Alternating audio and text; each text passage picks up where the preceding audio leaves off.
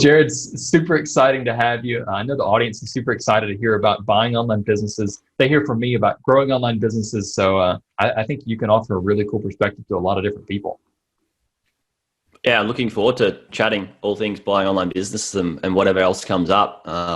It's what I'm doing and have been doing for a long time, and what I absolutely like. What fulfills me as well is helping people do that. So, excited to dig in.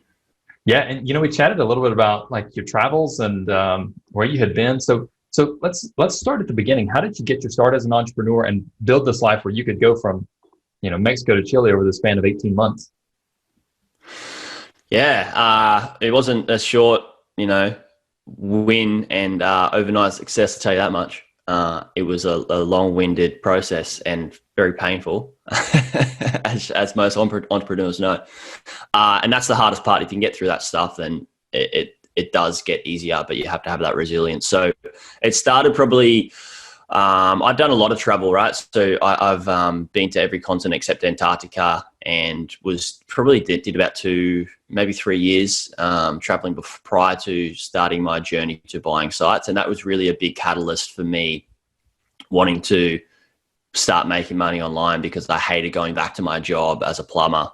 So one of my trips, I was living in, at the end of a Euro trip, we did about 14 countries, and then split up from my friends, and I went off and lived in Egypt and started, I was like, I'll just get my dive master course and stay there, and end up staying there for 6 months and, taking people on guided dives and becoming a dive master. And I realized, like, this is good. Like, this is the good life. I don't want to be working for money, and I want to be able to like work out how I can make money as I go from place to place to place. And I thought I could do that with just being a dive master and go from place to place to place, but I need to be near the water or good diving. And realized that, okay, like, surely if I get online, I can make some sort of income where I don't need to be tied to a certain place where I can only scuba dive and not do everything else that I love. So yeah, I turned online and researched, just literally jumped on Google and typed in how to travel the world and make money online. So I think those two keywords, travel and make money online, got pushed together and popped up travel blogging. And that's what I did for a number of years. Didn't really make much money. I learned a lot through SEO and affiliates, and then went down the track of trying to start my own website business. Sucked at that because I didn't really know much about digital marketing, and that was an e-commerce business model. And then, on the tools, still at work, in between trips, hating work, and just, came across a stat that 90% of startups fail. And that pushed me to go, well, hang on a second. I know how to run these websites. Why don't I just go away and buy one that's already working, proven track record, making money every single month? So yeah, I researched how to do that, taught myself some due diligence, and started buying one and then another and then another. And then people started reaching out and going, hey dude, like, how are you able to travel and do this? And wanted me to teach them. So that's how it sort of all spawned into what I'm doing now. So when you got started, did you just kind of like leapfrog, like start with a small site and then acquire a bigger one? Or how did that journey go? Yeah, just leapfrogged. I had some money in the stock market and I bought one. And I was like, okay, that's good. It's making some decent money. And then I went, all right, if I want to make more money, I need to buy a bigger business. So I went off and bought a bigger one, and then a bigger one, and just kept growing. Nice. So you didn't get a Lambo with your first business, but it sounds like you're on your way, just getting bigger and bigger businesses. Yeah, I will never be getting a Lambo. But yeah, if I wanted a Lambo, I could get one, but I don't want a Lambo. The money's not a huge thing for me. Like, I think you heard me say before, is like teaching people to do what I do is the fulfillment that I get from it. These external things aren't going to, bring me, proper internal joy for a long period of time. Whereas when you help somebody deep down radically change their life from working to not needing to work and traveling and spending more time with their kids, it's a very different story than having the house, the mansion, all these things that I mean, I know a lot of people that have done that and they just haven't been fulfilled. So not my route and not my motivation for sure. Yeah, so let's chat about that then. So this is one thing I hear from online business owners quite a lot is, I was chatting with John Gillum just the other day, and he does fine. He's got multiple businesses, and he's told me what he earns, and it's like, oh my gosh, like I don't make that in a year, like what he makes in a month, I don't make in a year. So it's like, oh my goodness. And I asked him, like, well, why do you keep going? Like, you make enough money in a month to like, well, work 1 month a year or less, So what you've gone through this journey of you were doing this thing and it didn't work. And then you did another thing and it sounds like that didn't really go well either. And then you kind of figured out this almost like this key, this sort of business model of buying and acquiring and growing businesses that way. So if someone was getting started, if you could talk to your, say, 18-year-old self who's wanting to get into entrepreneurship, wanting to learn how to travel and make money, what advice would you give to that type of person? I would say, what do you really want? And I talk to my clients as well about their goals and things like that. And earlier on when I was doing more one-on-one stuff myself, I would really work out like, all right, what are your goals and what are your guidelines? And sit down with them and say, hey, like, what do you need, $50,000 a month for? When you like how much fulfillment is this income going to give you, and what are you going to do with it? Like, what do you really want to do with your life? And really work out what is going to bring them joy and like long lasting joy over the quick wins and the highs of like, hey, I bought this awesome car and this awesome house, which sort of phase out. And really nail down what they really, really want, and then work out a process on how to get them there. And like the advice that I like to give them is like, this is going to be hard. Like this is a process, this is a journey, and most people give up. Like 95% of people give up. If you don't want to give up, you need to have that focus on what you really want and focus on that daily. And it's not like the manifestation thing that we've all heard of like, as a man thinketh, he becomes, and stuff like that. Is like, yes, you need to think about and visualize the life that you want to be living, but it's not just going to rock up on your doorstep like Amazon Prime products do. You don't just order it through the universe and it just comes to you onto your doorstep. You actually need to, by doing the focus and the visualizing, what happens is, because you're focused on something, say you're looking at, say, buying a new car, and you look at a certain car that you want to buy, and then you go out on the road and you see all those cars, you start to see more of those cars that you're looking at buying. It's because you're focused on this one thing, which means when you focus on what you actually want, there's going to be more opportunities. You're going to see more opportunities that come to you that you need to take action on. And it's only through that action and that perseverance of failing on that action and then coming back and doing it again over and over and over until a point that you really get a handle of that bull, which is that action, and can guide it down the path through that opportunity to having that lifestyle that you want to manifest. And I really talk about, getting clear on their goals and setting realistic expectations that, like, this is going to be a journey. Like, it can take you 4 to 5 years or more to get to a point where you're starting to get good traction. And I like to look at it like I was a plumber, and if I went and studied to be a plumber for 4 years, imagine, and I'm just going to get a job at the end of it, right? And my income's capped and I have to work a certain amount of hours. But imagine if you took 4 years of your life and you just worked out how to make money online, and then afterwards your income, you're going to be probably making more money than, depends on how quickly you go and what skills you have and who mentors you and coaches you and guides you. But you can be making more than you would from a plumbing job, or even if you went to college for 4 years, you could be making more than that.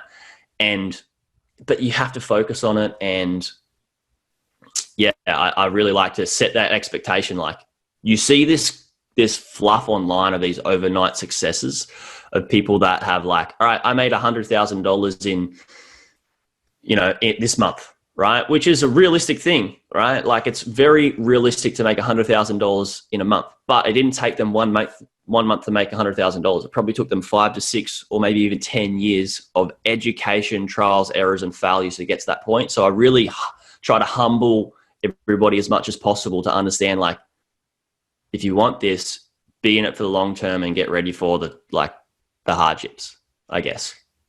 Yeah, 100% agreed. And I think that starting with the end point is so important. Like, so many entrepreneurs miss this, and they are quote unquote entrepreneurs, mostly people who are getting started, and they say, well, I would just like to make an extra $1,000 a month. And okay, that's fine. Like, if that's really your end goal, then that's fine. But I think we need to ask ourselves this question of, why do I want success in this arena? And once we have an answer to that question, like, okay, I want an extra $1,000 because then I can pay off my mortgage in 5 years or whatever. Once we have an actual answer, as opposed to, oh, well, I would just like to make X dollars, then I think first it makes the work so much more meaningful. I think it makes it easier for us to endure. And then I think success tastes all the sweeter. Like, this is what I meant about John Gillen. Like, oh yeah, it makes a crap ton per month. Like, he never really needs to work at all. But it's this desire to improve the world. And for me in particular, like, it's not, it took me, I think, 4 or 5 years to like actually make a livable wage online. And the rest of that was pretty well nothing. And it all kind of happened at once. But for me, that success was so sweet because it meant that I'm closer to my life goal, my end goal of inspiring and empowering entrepreneurs. So I think every entrepreneur needs to get started with that. Like, hey, this is really what I don't really need an extra $500 a month. Like, I want to achieve X in my life. Yeah, you're right. It's like, I think I've heard I may be butchering this quote, but something like, we'll do more for others than we will for ourselves. And like, that's a huge motivator. And whether it be, you're doing this for your kids, then, so you can spend time with your kids or have more opportunities for them, or, doing this so you can spend more time with your friends and surf with your friends every single day, or spend more time with your partner and travel. And then once you achieve that, like, what keeps you going? And it could be, and it probably should be, in my opinion, is like helping other people do the same thing, whether that be through any avenue, which is what you guys are doing. And John does, and a lot of the people that we're all connected with do that. And I think it's like, once you get to one level, then you go, okay, cool. How do I up this level, and what really keeps me going? Especially for people that are making a certain amount of income, like, what gets them out of bed in the morning? Like, that Lamborghini, they already got it. Like, fuck, what's the point in waking up? Like, who cares? Like, why would you? Yeah. And I think figuring out something that's bigger than yourself is so important here. Like, yeah, of course you can't afford the Lamborghini or the Tesla or whatever you want. But like, at the end of the day, what gets people like us out of bed, people who can change the world, is success and, to some extent, changing the world. Like, that's what needs to excite more people, other than like, oh yeah, make $500,000 a month with entrepreneurship. That's great. Like, actually, you can really change a lot of lives. Yeah, for sure. So say someone's starting out, how do they, let's just draw them a roadmap of how they go from absolute zero to someone who can do some damage online. What would you say are kind of like the beginning steps? How does an entrepreneur get started, both within themselves, and what actions should they take? Like you said before, you should start with the end in mind. And say we were, as an example, to just create a roadmap right now for somebody, is like, work out what that end result is, right? Start with the end in mind. And it doesn't have to be when you're 60 or 90. It can be in, say, 10 years time or 5 years time. Work out where it is that you want to be in your life, and then sort of chunk your way back and through these different options that you could take, because you could go down the route of starting a website business. You could go down the route of buying an online business. You could go down the route of working for somebody else, and partnering with somebody else. There's so many different options, but what do you feel is going to, at the end of the day, like, your hours that you're working, do you want to be able to decide how many hours you're working? Do you want to be able to decide, like, if you're, go through the startup phase or buy a business, buy it with a team? Like, I guess really start with that end in mind and then start to come back to where to start. Like, and it's so hard to answer that question specifically unless we have a specific somebody to work with. Like, I would love to just build a roadmap, but like, who's it for and what do they want? Okay. I try not to be biased. Something basic. Yeah, so say mindset. What mindset should every entrepreneur have? That's a great question. A mindset of, I can narrow that if you'd like. That'd be great. Okay, that's because good. You can have it.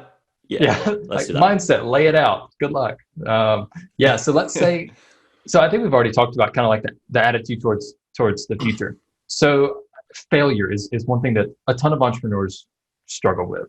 And I think, one thing that's common among every entrepreneur, no matter what industry, no matter what end goal, is the journey. So how would you say someone should kind of mentally prepare themselves for the journey and really the sucky, maybe months or years that's going to be?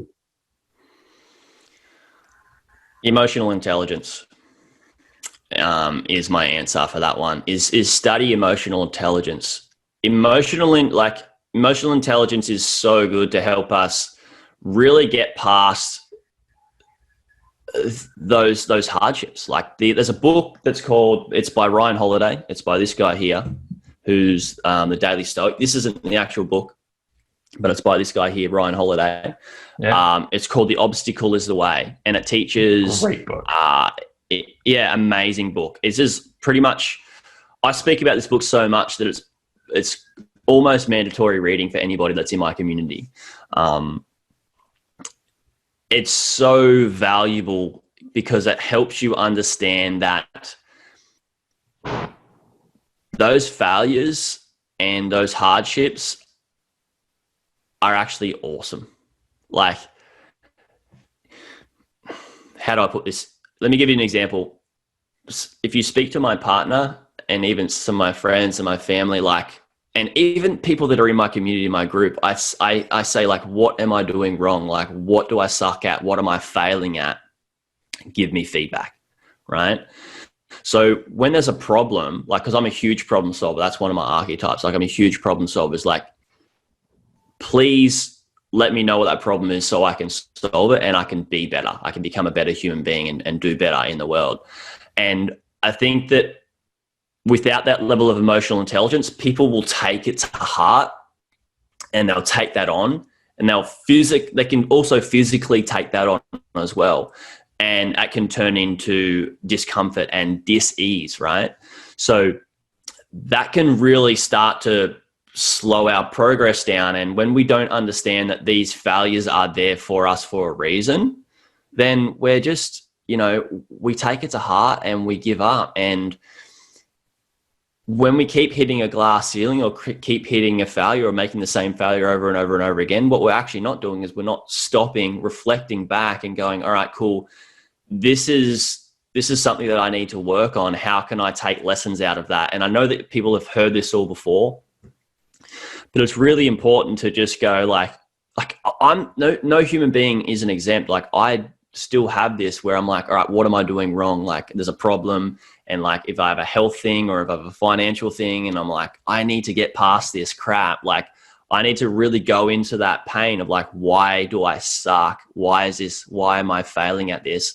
And have that mindset around like, all right, this is part of the process. Like, it's going to happen. And people have this thing like fear of failure. Like, failures, it's scary. Why? The only reason it's scary is because we let it hurt us. Like, we let it hurt us, and because we fail, we make it, depending on what level of mindset you have, we make it about us. And we take a huge ego hit. Whereas if you just put your ego aside and like, hey buddy, just don't want to deal with you right now. Like, this is a message from the universe that I need. You're going to get butthurt if you deal with this. So just go aside, leave me alone and let me work out, what needs to be done, and not get too wrapped up and attached to it. And that's why people are scared of failure, is because they have an ego problem about it, and they get attached to that, and that can cause disease and discomfort in the body, and they can never get past it. So failure isn't a bad thing, in my opinion. Yeah, 100%. I don't know, agree. I kind of went off on a rant, but does that make sense? Like, emotional intelligence is the way. Remove your ego, see the failure for what it is. No, it's not about you. It's about the situation. It doesn't make you any less of a person, because every single person goes through it. Every single person. I don't care if you're Brady, Jaryd, Elon Musk, Jeff Bezos, we all have it. Like, it's inevitable. And removing that attachment to it, like that I suck because this happened to me. It's not happening to you. It just happened because of a course of events, and you happen to be involved. Yeah, 100% agreed. Have you heard, I think it's James Clear who uses the term like 1% better, like every day you want to be 1% better. You heard something like that? I haven't heard of him. No, but that's, I mean, I like it. Even like 0.005% better. Right. Well, the thing is, like, as long as you're continually improving, that stacks up. Like, I am a believer that in like self-improvement it's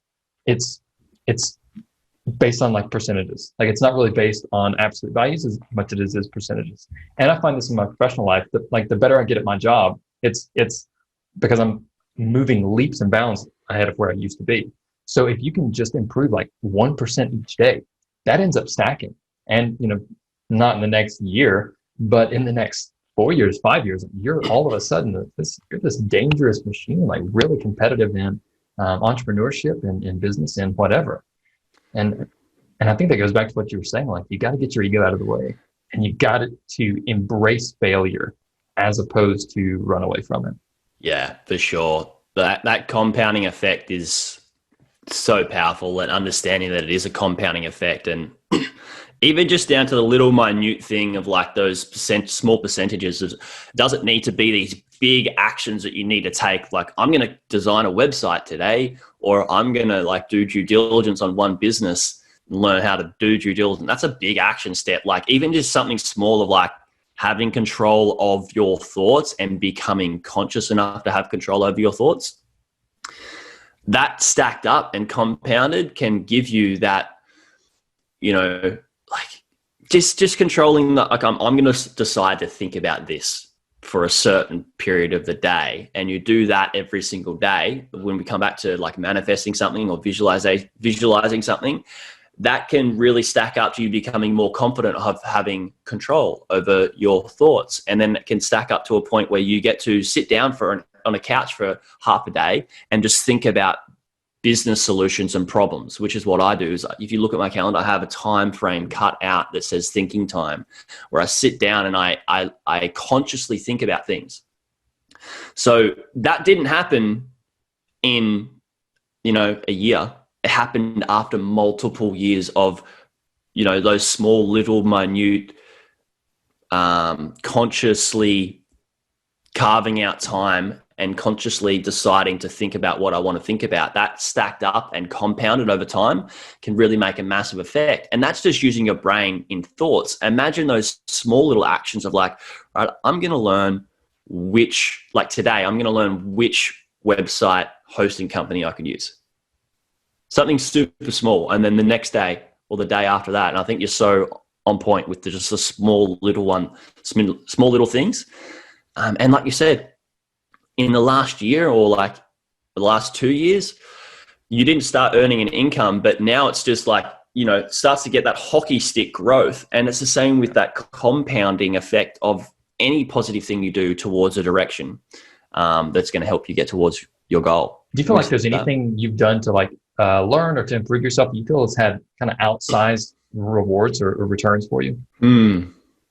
That's a great question. Giving myself a breather. I think just I toy with the idea of the less that I work, the more money that I make. And sometimes I can get in the way and also give myself a break. So last week I was like, I wasn't 100%. And I was feeling a bit rough. So I just sat on the couch for a couple of days and I just watched educational things about, different things I want to do in my business.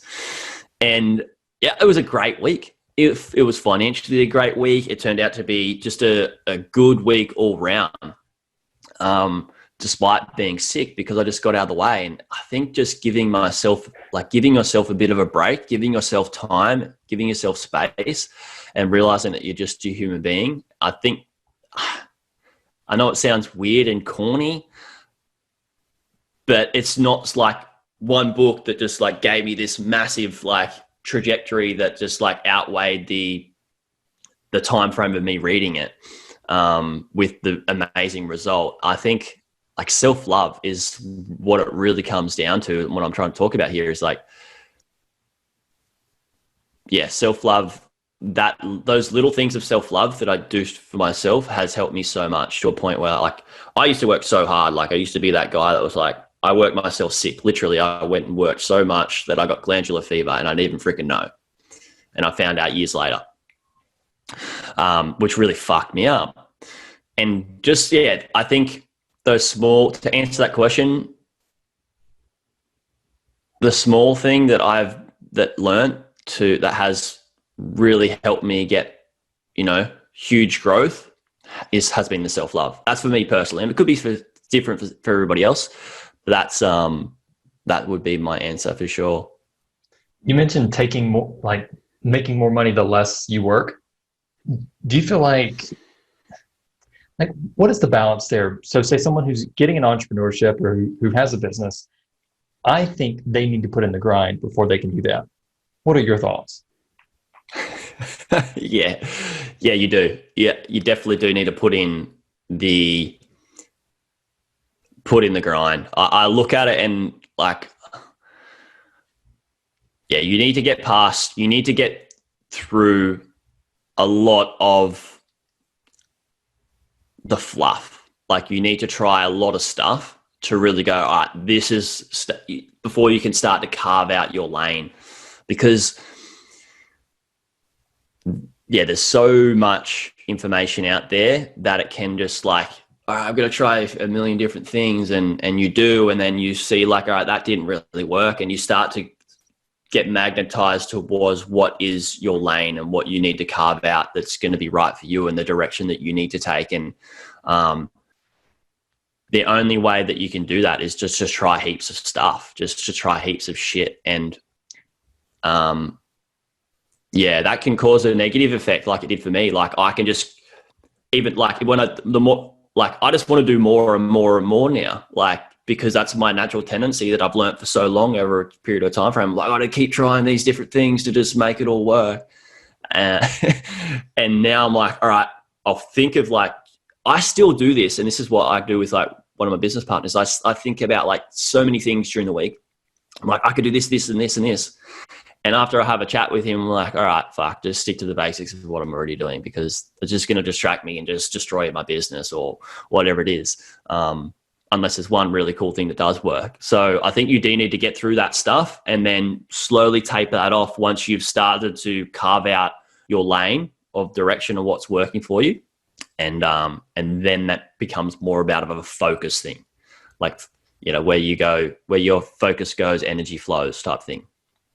And how wide do you feel that lane should be? So I think it's very easy for entrepreneurs of all levels to invest in money and time into too many things. So we've mentioned John Gilman, how much he earns. Like, yeah, he doesn't earn a killing. He works 60 hours a week, and he's got more businesses than I've ever had ideas. So it's like I think there's this fine balance between, yeah, you do have to try a bunch of stuff, but I think once you find something that works, it depends a bit on your personality. But I think most people go too broad and do too many things as opposed to too few of them. Yeah, I think you're right. Less is more, and stay within your lane, unless your lane becomes, not fulfilling anymore. And to answer your question, you know, how broad is too broad? Well, I guess on ideas, this is a really, like, I'm trying to give a great answer to this, and I think that it's not about how broad you go in terms of how many businesses or how many things you're doing in your business. I think a better question is what should I be spending my time on that gives me fulfillment and actually gives a great result, or, you know, provides value to others? Because we could go and I don't think you can do enough of that.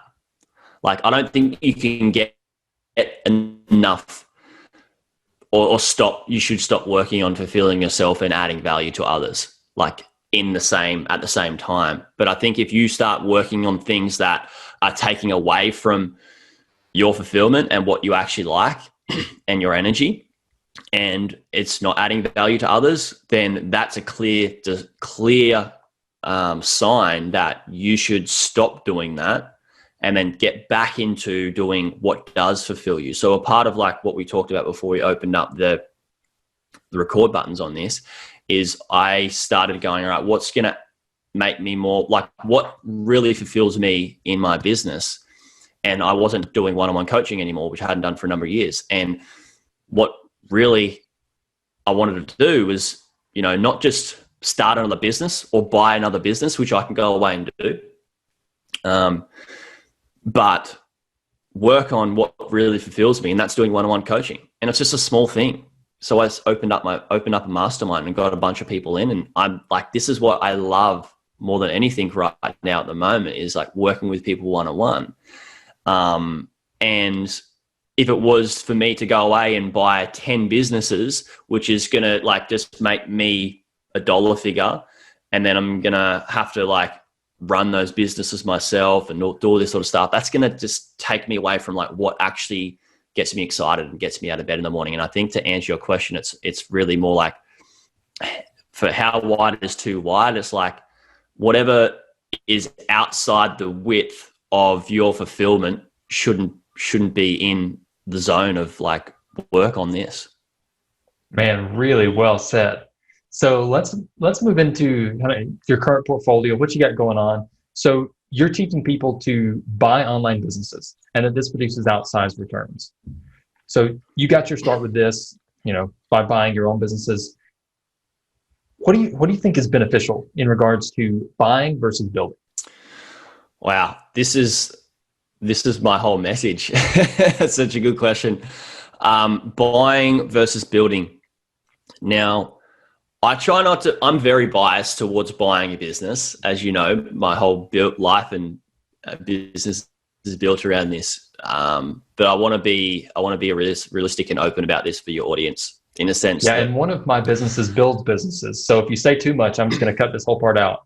Just I love you said that.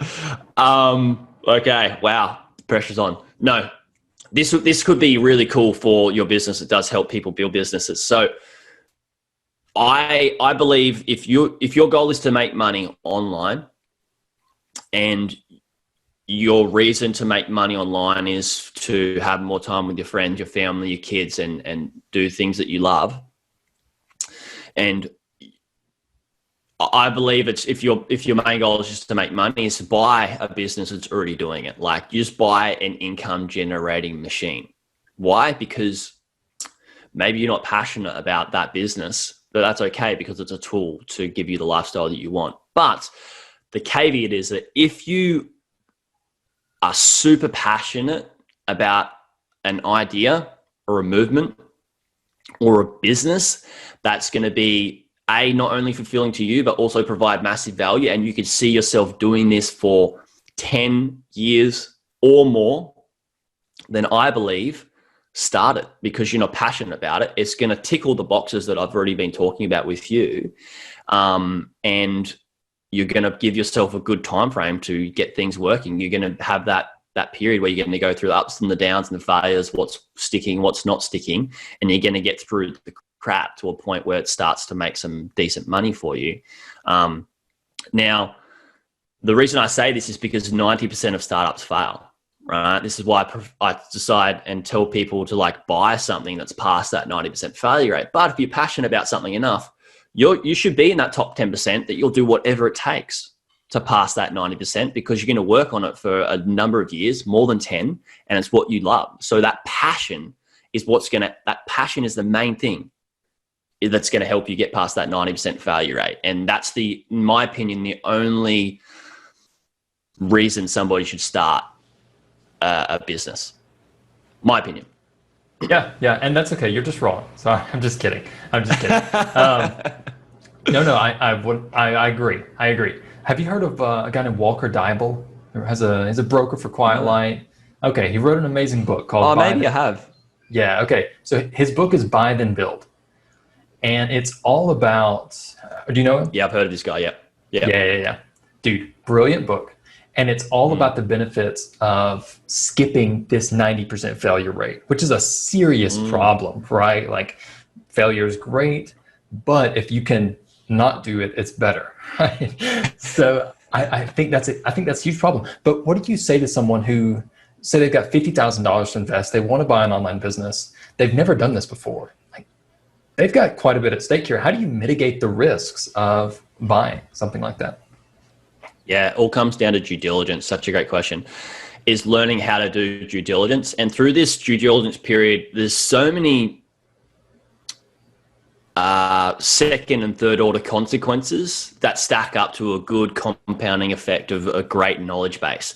Now, what those are is that when you do due diligence, you're looking at multiple businesses and you're looking at how they work, how they grow, how they run, what's working, what's not working. And you get a great education on online business in itself just by doing due diligence on multiple businesses. So you learn so much about how to run businesses and grow them. Which is the second and third order consequences. So if somebody's got 50K, then learn due diligence and go through multiple businesses. And through that period, you're going to learn so much about how to grow it. And then if you've got a $50,000 business, say you're going to buy a content site, you've got time to create content. You've got time to hire a team. You've got time to learn SEO. It's a bit different if you're buying an e-commerce business and you need to have skills in digital marketing. I'd say you need to buy a bigger business that can afford a digital marketing agency for that, unless you already do have the skills.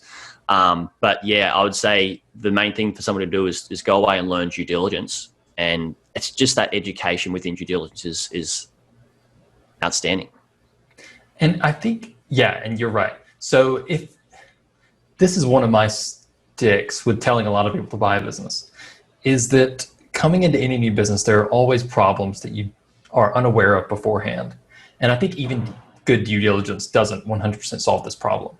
So one example from my life. So I came into Brand Builders in December of 2019, and it was fine when I got there. There were plenty of things that could be improved, but there were still these 2 or 3 areas where I got here and I was like, oh my goodness, this is a dumpster fire. And I could have done due diligence all day and it wouldn't have said anything, because the systems at their heart, and perhaps even the team at their heart, were broken. So say someone has a business and they just bought this thing and they've got, like, so we use a content site, for example, and yeah, they don't know how to use WordPress, or they don't know how to use a page builder.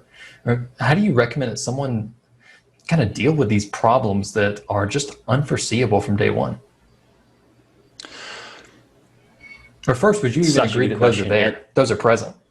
Yeah, for sure. They're certainly there. And then you've also got these things that are market changes, like Google changes, affiliate changes, all these different things that an uneducated eye can't see. Like, I've looked at hundreds of businesses. I do this all the time. And so this is what I like to do, is I like to point out I like to look at what the risks are involved and help them see what those risks are, and say, look, this can be minimized, but you need to do this in order to do so. And then you do have some unforeseeable things, which are like, all right, these Google algorithm changes, affiliate changes. Then I also say, like, these are potential risks, and these are ways that you can minimize them, like, i.e., if you're all in on Google traffic, then diversify with some social and some other algorithms like Pinterest and things like that. Affiliate, if you're all in on Amazon Associates, like, dude, go directly to some suppliers and go, hey, yeah, like, so that's just one that is I sort of got sparked by what happened during the year, but there's so many other ones and better ones in that example. And then you've also got things like, what I believe is these are minor things that maybe like, oh, I don't know how to install a WordPress plugin, or I don't know how to like use this WordPress plugin, or whatever it is. These I feel are quite minor in a sense that you can get on Google and learn this as a tutorial, or you can have a VA do that sort of stuff for you. Now with the team, this is the bigger one. These things you don't know about, like you don't know the team. You don't know their personality if you're buying a business with a team. And if you're buying a $50,000 business, you're not buying a big team, right? So you may be buying 2 VAs, 3 VAs max. And those VAs, as bad as it is to say, but those VAs are replaceable if they're damaging the business. So you can always go away and, learn their process and systems. You don't need to instill their attitude towards things or whatever it is. And if they're cancerous to the business, then you can give those processes and systems to others, develop those, make them even better, and hire better people. And so that's a way that I would say you can mitigate risk. It doesn't need to be done at a flash of a hat, and it's not going to happen when you're using people. But there's always a way, and there are those unforeseeable things, and it's going to happen if you buy a business. To a certain extent, but it happens more so when you hit like little roadblocks when you're starting a business as well. It happens in business, but it's not just business, it's life. It happens in life, right? Like, oh shit, I've got this growth on my foot that I need to get rid of. Or like, oh crap, like I just had a bingle in my car. I need to solve this problem. Like I've never had a bingle in my car. How do I solve that? Like you work it out. Really well said. And I think what you said about the team is hyper important. Not every online business will have a team. I think most should, because it makes it a lot easier to scale and separate yourself. And fun. But like hire fast and fire fast is I found that it's cliche, but I found it to be true. And then in particular, I think in someone's first, say your first 2 to 4 weeks of owning a business, like you're responsible for building that culture. And if the team that's in place there does not reflect the culture that you need to build, then they've got to go. Yeah, that's exactly right. I have nothing further to add to that, because you bang on with that. Like well said. Is there like a minimum number that someone should have to buy a business? So I like to explain this in a way that you can buy a startup or you can buy a business. If you're going to spend anything under, in my opinion, if you're going to spend anything under the $10,000 price range, you're buying a startup, right? Where you need to spend a lot more time, effort, energy, and money to get it to pass that 90% failure rate to sort of start making any level of return that's quite decent. So I suggest people buy anything above the $10,000 price range, preferably, the usually and generally, this is very general, but it's like anything. You get what you pay for.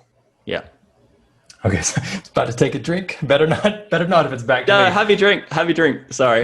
no, that's fine. Okay, so 10,000. And is there, so say someone, it's an interesting little thought experiment. So do you recommend different types of businesses for people who have different ranges of budget? So for instance, would you, all things being equal, right? So due diligence turning up okay, returns on investment turning up the same. If someone has 10 to 100K versus someone who has 100 to a million, are there different types of businesses that you think fit those buyers? So such a good question. It really depends on the buyer. And it's a huge difference with a 10 to 100K and 100 to a million. I would say 10 to 100 is more of a beginner type business buyer. And I would say that they should really go away and purchase a business with a business model that they're excited about most to run and operate, because they're going to have more involvement in that business. So for example, if they're going to buy an e-commerce business, I would say, look, you want to have a good education or know somebody who can help you with marketing, who's got a great education, has gotten people great results. And if you're not interested in that, then don't go for that type of business, because you will need to do some heavy lifting with advertising. If you're more interested in something that's a little bit more passive and easy to run, then certainly a content site. And you can kind of, like, it's better to have the SEO experience, obviously, before you buy the business, but you can learn that on the fly, right? It's not a make or break like it is with an e-commerce business and ads. And also for a SaaS and membership site, it's the same thing too. Now, that caliber of buyer can be different to the caliber of buyer from somebody who's buying something from 100K to $1 million. Why? Because the buyer can have no involvement in the business, maybe one call a fortnight or a month, or a week, sorry, or a combination of all three. But they can be predominantly an operator, and they can just get reports back from a marketing team, and a content production team, and if it's SaaS or membership or the retention team or whatever it is. So I would say $1 million it depends on what your goal is with where you're going to take the business. 100K to $1 million is, I'd kind of look at like a business that you're more proud of, a business that you're going to get more fulfillment out of, more so than just the business model. Also a business that, like, it depends on the business, a business that can be less risky than the other, like one that you've got a more stable business, less risk involved, less single source dependency on traffic or revenue. Yeah. Is there any type of business that you had preference for? Like if you had 100K today, several different types of businesses all were equal. Is there any kind you like? Yeah, I'm buying a business for about 100K in the next couple of months. We've already started to build a team out for it, and yeah, we're just going to buy a content site. Pretty easy to run. We're going to use this as a bit of a platform business and an experimental business for a bigger project that we're going to work on. So yeah, nice. Content sites, it's a pretty simple one. The reason being is because I'm only spending 100K. I don't want too much involvement in it. If I bought a 100K business, I would need to be putting my time, effort, and energy, or getting somebody quite good to do digital marketing, which would take up a lot of the monthly net profit, or take up a lot of my time, which I don't want to be doing. Like I love surfing, so. Right. Nice. Okay, that's interesting. So kind of on content sites in general, I got to go out on a limb here. I'll probably get some hate mail from some people who I really appreciate after this. I think, much past 100K, I don't really trust a content site a whole lot. I would say, a good little bit past 100K. So let's say past $500,000. I don't really trust the content site too much. I think entrepreneurs should have control over the products that they sell.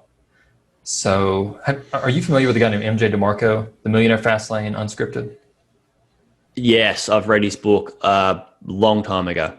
Yeah. Oh, dude, changed my life. Read it when I was 18, 19. 100% changes the course of all my business. But I think entrepreneurs should have control over the products they sell. Good. So like past, I don't know, like whatever arbitrary number, I just don't trust the content site model. Like I think SEO is viable as a marketing source, but I think like when the New York Times bought the Wirecutter for 20 whatever million, I thought that was the dumbest move in the world.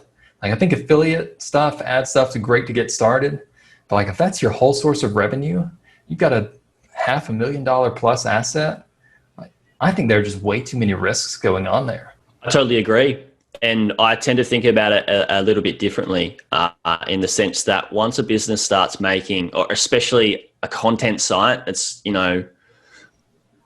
once it's, valued at over 200K, 300K, even up to the 500K, you're kind of silly to be fully reliant on one single source of income from an affiliate.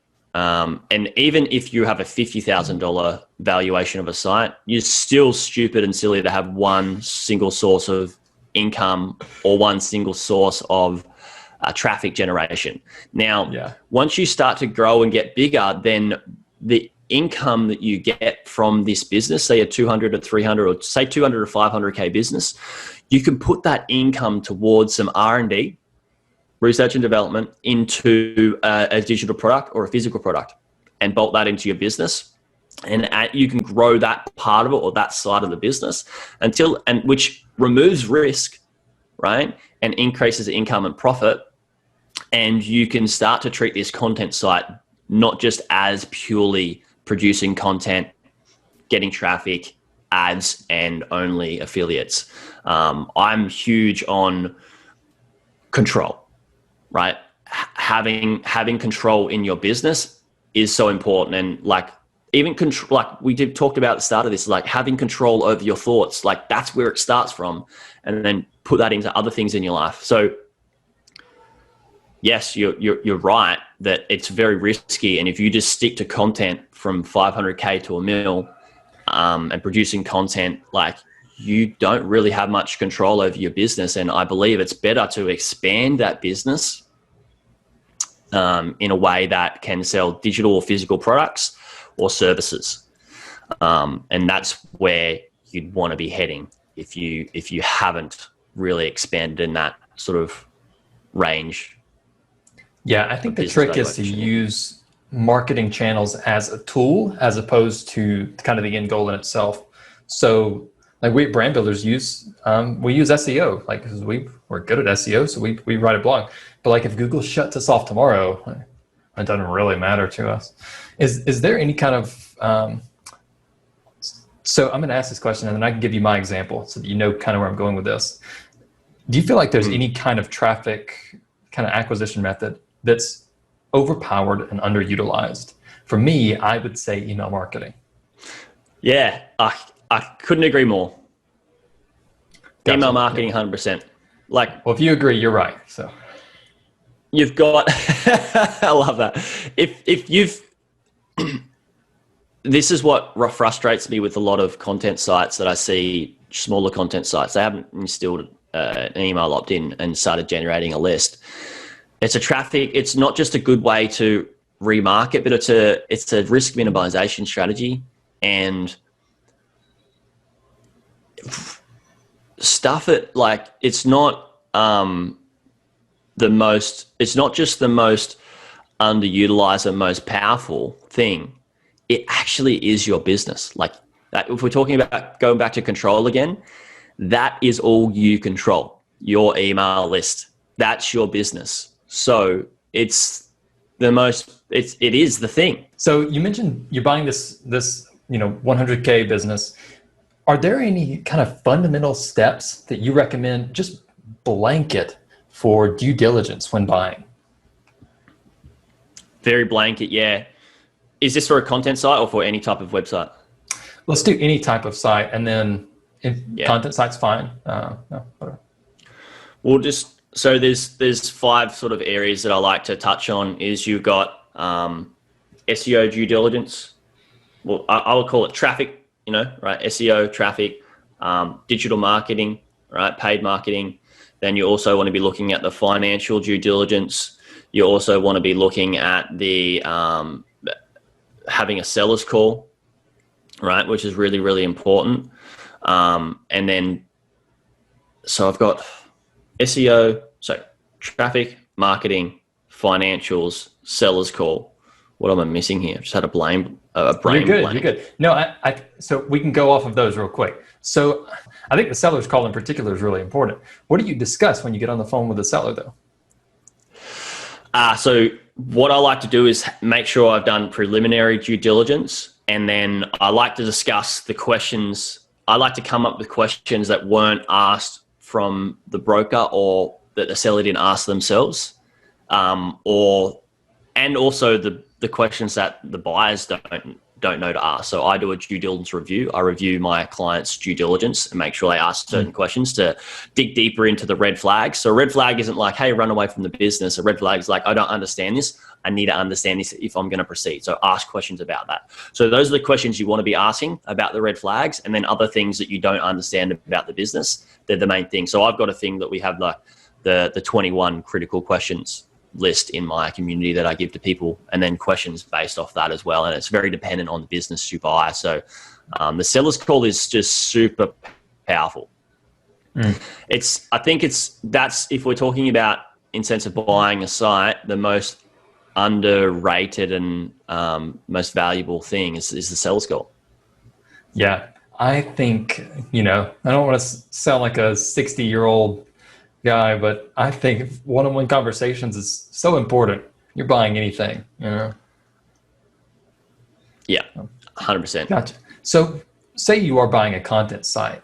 What's kind of like a bird's eye view of you going through the 5 steps? What does that look like? So we should talk about my due diligence framework here. I'll pull it up and just go through it. Do you want me to share my screen with you? That'd be awesome. Yeah. All right. Just remember, there will be people listening to this on the podcast as well, so be sure to explain whatever we're looking at.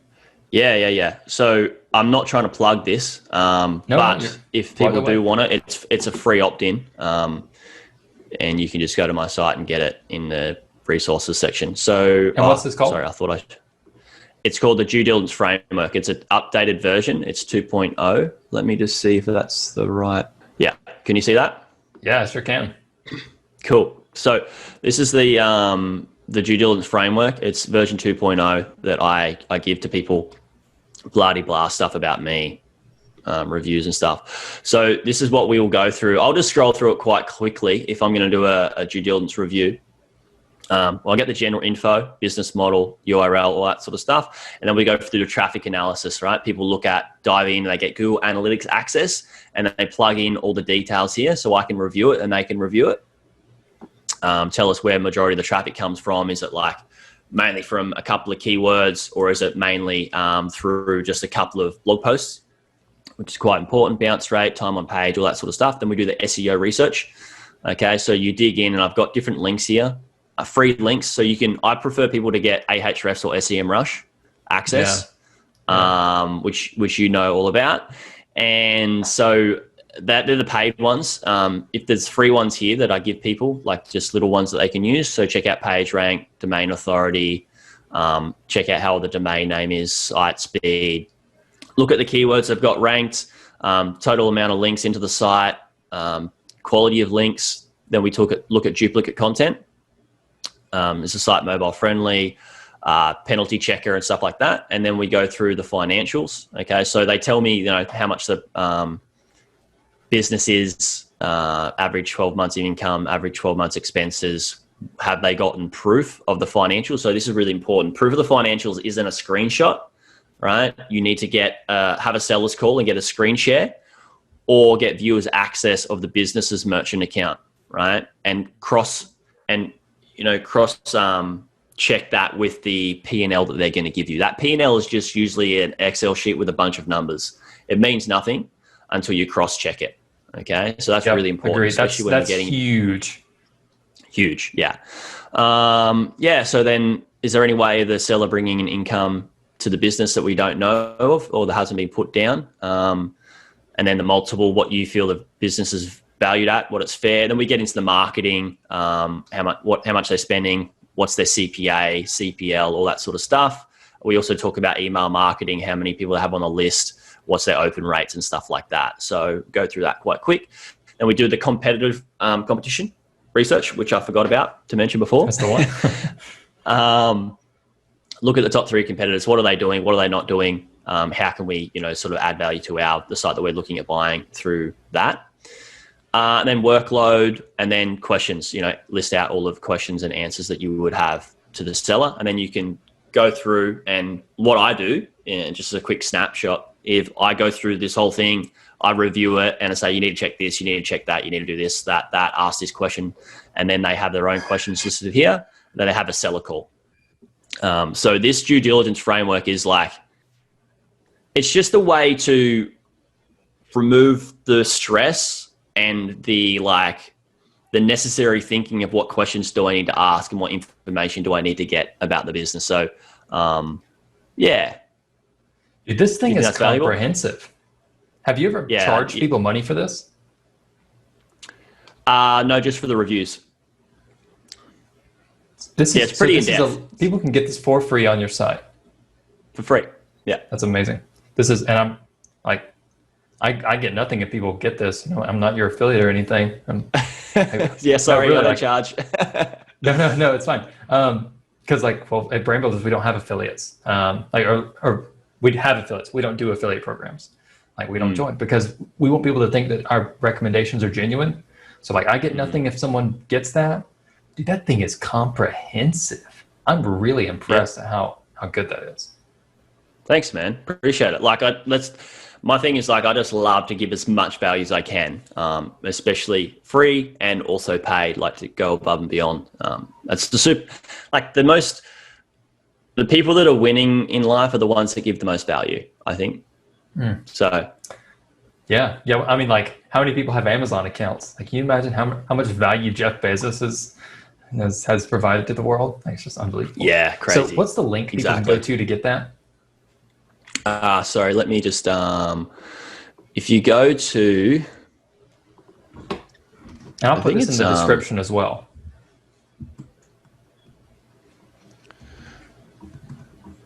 Let me go to my site because the URL's... I think it's buyingonlinebusinesses.co. My main site is buyingonlinebusiness.com, and they just click on the free resource tab. They can get it there. There's a bunch of other things, but I'll give you the specific link for it right now. It's buyingonlinebusinesses.co/due diligence framework. So I'll post that in the chat for you. And do you collect people's email addresses before they get that? Yeah. Okay, I was about to say, if you're not, you for sure should. That's so valuable. That's thanks, man. Are you familiar with Richard Patey or Colin Ma? Yeah. We're having a chat. I think in 2 weeks, going on his pod soon. Nice. Yeah. So people can subscribe to his newsletter. It's $50 a month, and they do the due diligence thing for people, for some sites. But honestly, man, I think if someone had that, don't tell Richard I said this, but he'll hear this, that's really, I'm really impressed at how valuable that is. That's really comprehensive. Man. Really appreciate that. Thank you so much. Yeah, I obviously put a lot of time into that. So I've looked at lots of businesses. You bought a lot. What are you going to buy a lot in the future? What are your future plans? Yeah, so the best way that I can add value in scale is a lot of people are coming and saying, hey, can you invest my money for me? And I want to provide great returns for people. I'm not going to buy 1,000 businesses for myself and just make a whole bunch of money. I'm huge on the fulfillment that I get through doing what I do. So that's why this little content site that we're going to buy for $100K, it's just going to be an example for a couple of investors that are like, hey, come on, man, take my money and buy something for me and run it and give me a return. Pretty hungry, a lot of people. And so, we're going to do that. We're just going to buy a small one, use it as an example, just between myself, start build out the team, get really good, get the right people on the bus, like Jim Collins says, from good to great. And then, we'll start, adding things into the portfolio and then allowing investors to invest into our fund. The fund's not going to happen overnight. We want to make sure we're providing amazing value and doing everybody that invests with us the justice of giving them a great return and doing this in a very methodical and predictable way. So that's why we're not trying to get it done overnight. Any estimates on that due date there? I might invest. No, I can't give dates. Yeah, not publicly. Yeah. If you did, you'd have to kill me. I'd just be like, please take this down. Yeah. So, man, I think if anyone can crack that it's it's like a golden egg in internet marketing, is how do you get people invested in this thing, but not have it be like kind of scammy or like illegal or something like that. You know, I think that's the. Go ahead. Sorry, I cut you off. You go. No. I was just going to say that, you know, Income Store 100% failed at this. I think they're the famous example in the niche that turned into a Ponzi scheme. You know what's funny is I chatted with those guys. Like I think I was 18 or 19, and I asked them, like, you know, just about information on their investment. Had 2 phone calls. I got my dad involved, and then I started looking at some of those sites in Ahrefs, and I was like, there's no way these things are making money at all. Like some of their example sites, like the ones they had on the front page of their site, if anyone had just put those things in Ahrefs, like, not only are these things not getting near the money, like it's not, I don't know, Ahrefs is not perfect by any means. Like it's one of the closest estimations. So, but you're right. Like, I mean, that I don't think that was a good thing to start out with from the start. I had I think it was the director of marketing that was going to come on my summit. He was scheduled to come into on my summit, like record on November 2019, and then everything blew up in like 2 months later. Anyway, he didn't come on, so I'm very glad for my brand, because I'm huge on like trust and huge on doing the right thing, and yeah, like it's hard to share that level of authenticity online unless you are unless you're out there talking and people get to know you. And I think that's why, you know, creating content and producing content has been a huge help, because buying a business is scary yourself. Spending your own money is scary. To buy a business yourself, that's scary. You need to trust the person you're walking the path with, let alone investing with somebody else, and having them invest your money for you. Like, you really need to trust that person and that authority to do the right thing. And that's why I'm doing this in a slow, methodical way to make sure I give everybody justice. People that saved up 50 grand over a number of years, like, that's hard-earned money. I want them to be investing with us long-term and do them justice. So the first year they're like, this is awesome. And then why would I not stay? You know, not a Ponzi of like, take your money and we'll give it back to you in a number of years and actually never do it, which is just, I think it was a huge hit to our community, of people that want to go down this route of funds, but also a great thing in the sense that people are going to become more diligent with who they invest in. And that's what I urge everybody to do, is like really look into the people that you're going to invest in and just suss them out and feel if they're the right person to go with. Yeah. So I think it's great in that sense. Yeah. Any preliminary details on that fund? Like, are people going to be investing in a site or in the fund itself, which invests in sites, or know any info about how that's going to work? Yeah. When it becomes public, it'll be in a fund. It won't be per site. Yeah. Yeah. That's by far the best way to do it. Yeah, of course. I mean, smarter for the team, smarter for the investors. It's risk diversification. Like, it's a smarter way to go for not just the long term, but also, you know, depending if we sell the businesses and all that sort of stuff as well. Like, not one person locked in, and it starts to get quite technical when you sort of lock people in and you have time frames and you have, you know, how much you sort of provide in terms of a return. As we know, returns are quite good with the online space. So the returns will be very decent, much more of than, you know, in, you know, other investment classes such as stocks and real estate. But I'm not going to make any claims and put anything down right now. Yeah. Any ideas on kind of how you're going to guard against the inherent downside to online business? Like, things just move so fast. Yeah. is just try and, when we purchase business, we're not just going to go on the growth path of like, all right, this is working. Say, for example, the content site, this is working and we just need to get more Google traffic. So our growth strategy is going to be risk minimization entwined with growth as well. Like I said, with email, like that's not just a good growth strategy, but it's a great risk minimization strategy for a content site. So we're going to be doing that. And then we're also going to be purchasing other businesses. Like say you have a content site and it's in a specific niche. If you buy an e-commerce business, it's in the same niche. Look, you've got an awesome traffic generation strategy from one business to the next and things like that. There's so many ways that you can do it. And we could do a whole podcast on that itself, I think. Yeah, I'm sure. Maybe we will. Maybe that's the next one. Yeah, cool.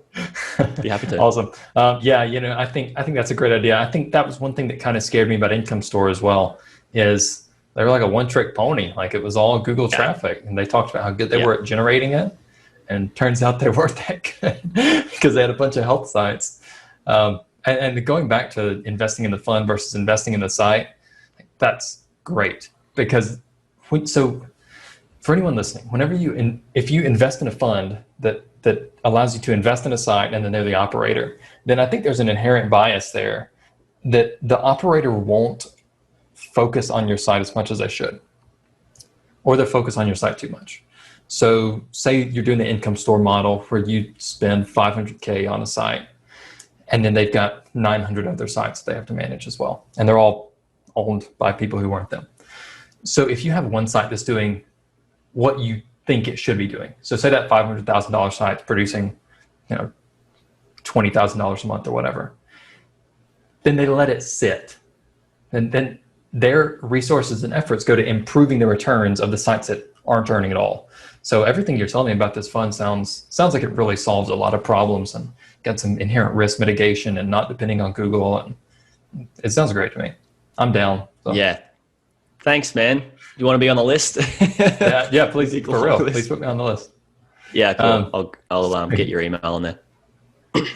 Nice, man. So that's future business for you. That's super exciting. It might be future business for me if I'm tossing some cash in there. So that's really exciting. Yeah, dude. Like the opportunities is really cool. Like we're building out a team and we want like awesome people on board. So like I said, it's going to be a fulfilling thing. Like I love working with great people, love like doing cool things and fun things. And in turn, if that's going to help people, like amazing. So yeah, looking forward to it hugely. Absolutely. Well, cool, man. I'll start to let you go now. So rapid fire questions before we head out. So what's one tool you cannot live without? One tool I can't live without. This is an interesting one. I would say money. A lot of people have this perception that, money's a tool, right? And I think a lot of people have like this perception that they need a certain tool to run their business or whatever it is. And I just think that if you're trying to find a tool, like a tech tool, that people want to spend money on, like first, maybe we should look at finding a better strategy that can make them more money to afford any tech tool and try them all out and see which works. And most of us have money problems when we're starting out in this game. I'm not sure where your audience is at and completely, but and we try to fix these external things. Like we try like, all right, cool, I've got a money problem. Like I've got a leaky bucket over here, but I'm going to try and like use this tool to make things better. But I haven't fixed the fundamental thing of like, I've got a leaky bucket here. So I think that's important, is like really sort out your money problems first. Yeah. And here I was. That's a tool that nobody can live without that tool. You're right about that. Well, dang, man, I was betting someone's like, this guy buys online business, he's going to say Ahrefs. Like, how was the way? No. So, what's one thing that you're reading or consuming to learn more to improve yourself, like we chatted about? 2 books at the moment. One on audio, one physical book. The physical book I'm reading is called Your Life, Your Legacy by Roger Hamilton. Amazing book.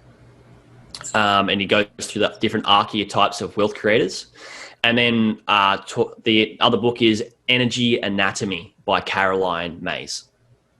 Yeah, I'm pretty big into my spirituality as well. That's pretty cool. Yeah. So you said, my legacy? My wealth, my legacy? Your Life, Your Legacy. Your Life. By Roger Hamilton. Yeah, Sweet. I've got a book list on my site if you want to check that out as well. I for sure will. I'll put that in the description as well. Sweet, cool. And then what do you think's one super successful strategy you've done this year that someone in the audience can repeat? I think we've kind of touched on it earlier, that's been super successful for me that others can repeat is sit down, think. I'm going to probably tie it all together. Sit down for a portion of time, consciously think about what you do and how you add value to others and what part of that fulfills you,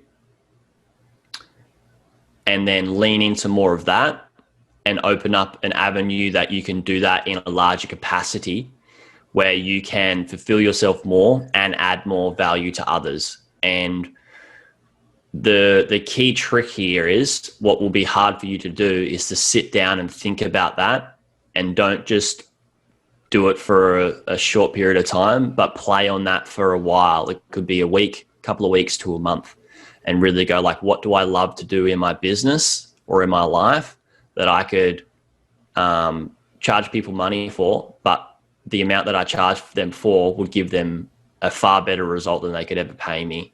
And that's probably the most successful strategy that I've implemented this year, which was with my mastermind. The fulfillment, charging somebody and adding more value than what they're paying. And I think that would be probably it. The strategy, best strategy to go for. Nice, man. And what's one expense you've cut this year? I don't think I have cut any expenses this year, to be honest. Man. Talk about leaky buckets. Yeah, I know, right? Bite my own tongue here, far out.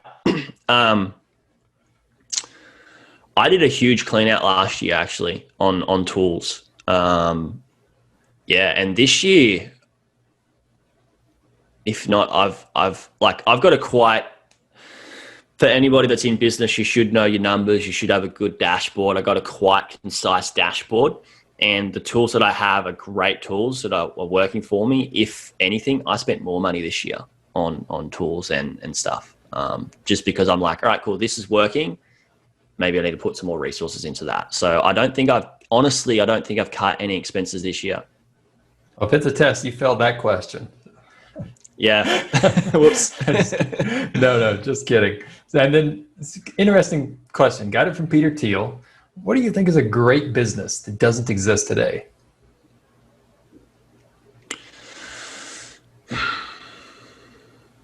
I was thinking about this earlier, and I think an unbreakable surfboard that's lightweight and performs really well. That would be very hard to, I don't know how, it would be hard to create, but I would love to see somebody do that. But for everybody listening, like that's a business model that maybe you can't get into. And I want to give something for everyone, is like an answer for everyone, is that anything that isn't already automated, that's a business. Like, for example, if I just look around. Gold nugget. Yeah, if I just look around my house, I'm like, all right, cool. How was this house built? All right, cool. There's plaster on the walls. Is there any machine that like can self-plaster a house? I know there's a machine that can brick a whole house and can pour a whole slab, but what about plaster the house? And yeah, anything that's not automated, that's a business. Yeah, that's brilliant. Never thought of that. That might change. I feel like there are points in the entrepreneur's life when we hear or do things that we think that's going to change everything from now on. And I think you just gave me one of those. Whatever's not automated, there's a business opportunity. Probably an opportunity to cut expenses. So get on it. Yeah. Awesome. Jaryd, it's great having you. If anyone wants to learn more about you, your business, where do they go? buyingonlinebusinesses.com. So buyingonlinebusinesses, plural.com. Awesome. Thanks so much, Jaryd. Really enjoyed it. Thanks so much, Brady. Me too.